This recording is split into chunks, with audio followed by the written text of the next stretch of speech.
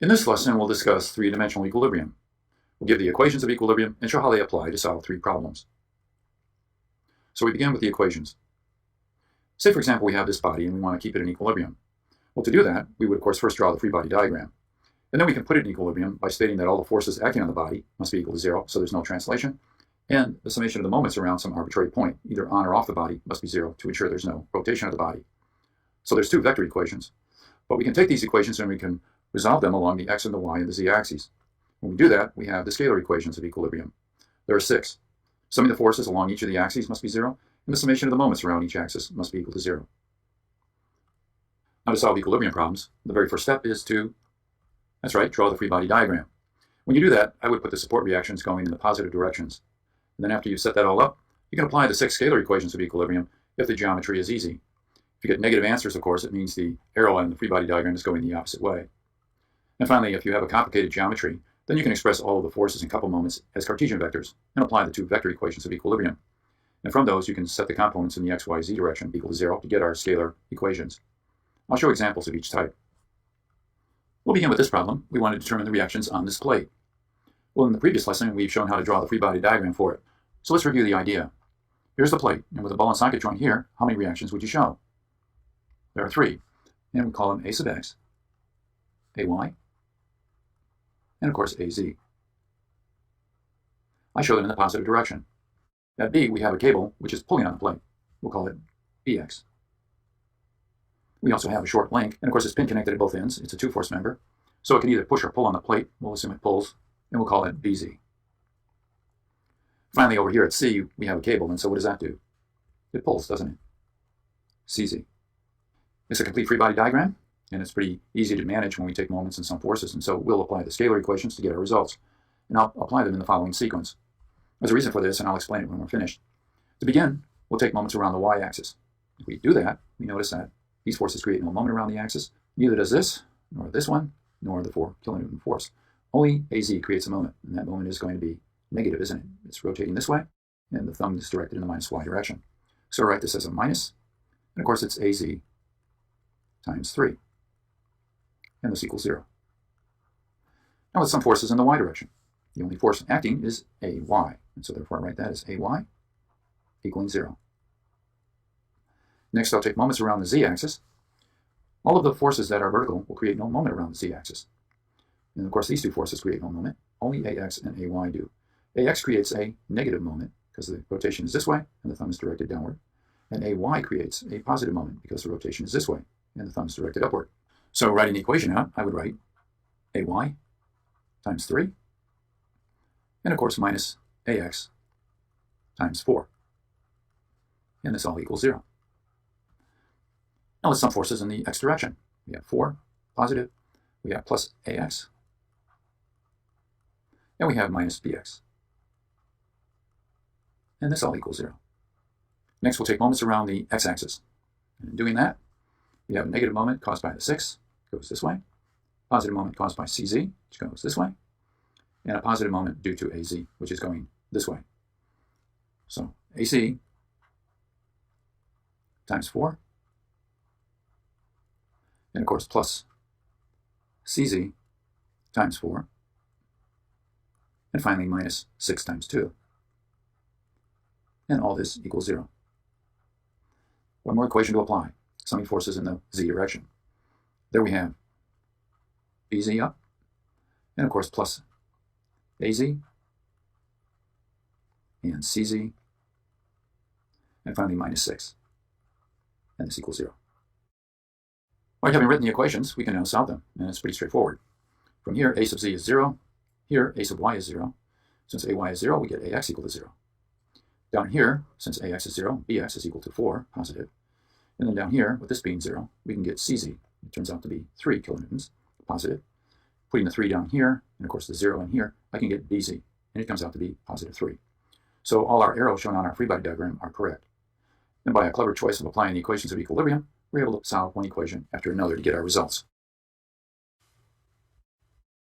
All right, here's our last problem. We want to determine the force in each of the two cables that's used to support this boom. And to solve the problem, we'll first draw a free body diagram for the boom. At D, since we have a ball and socket joint, there'll be 3 components of reaction.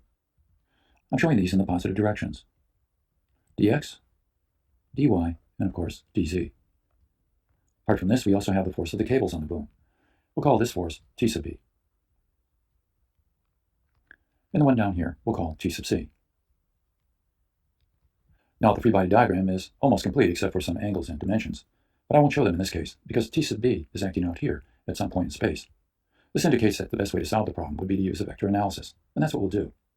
We'll take moments at D to eliminate the force components that act there.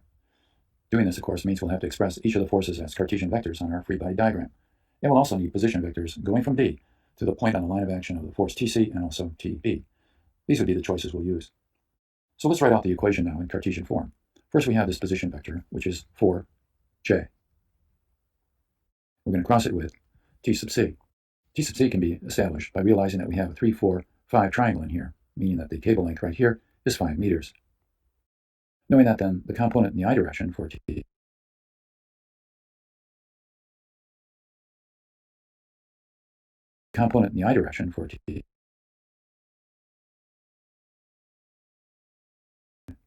minus 4/5 I.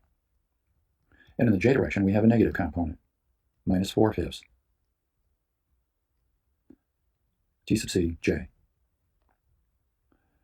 Now, apart from this, we have the moment of the 600 Newton force.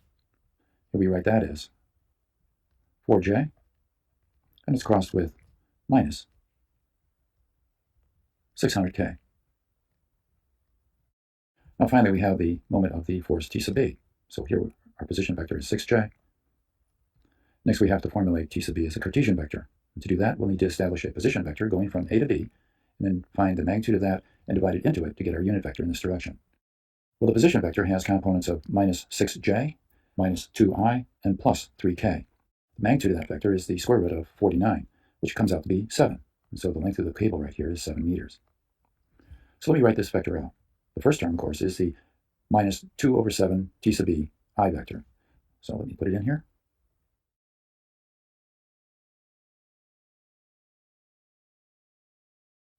Now the j vector is negative also. So let me put it in as minus 6 divided by 7 T sub b j. And finally, the k component is positive, and it's 3 divided by 7 T sub b k. There we go. And all of this must equal 0. A zero vector, of course. Sometimes referred to as a null vector. Now let's expand the cross products and see what we have. First, 4 times 3, of course, is 12 divided by 5 gives us 2.4. So the first term, of course, will be 2.4 T sub c j cross I, which is minus k. So let me write that out as minus 2.4 T sub c k. The next term is a j cross j, and of course that's 0. So we don't get anything here. Over here we have 4 times 600, which is 2400, and of course the minus sign is here. The j cross k is equal to I, and therefore our next term is going to be minus 2400 I. Now let's do the cross product down here. 6 times 2, of course, is 12 divided by 7. We have the negative sign in here, but j cross I is equal to minus k. So the minus becomes a positive, so the term is plus 12 divided by 7 T sub b k. J cross j is 0, so there's nothing from this. And j cross k is equal to I. And so our last term is positive, and it's going to be 18 divided by 7 times T sub b I. And this all sums to 0 as a vector. Now we can find the scalar components. Let's consider the I terms first. There's only 2 of those. So we write this as minus 2400 and plus 18 divided by 7 T sub b, and all this equals 0. We can get T sub b from this equation. It comes out to be 933 newtons. Now let's look at the k components. Here we have minus 2.4 T sub c. And we have one more. That's this one. Plus 12 divided by 7. And that's T sub b. And that's all equal to 0. If I put T sub b equaling 933 in here and solve for T sub c, we get the result of 667 newtons. So having finished the problem, now we'll end our lesson.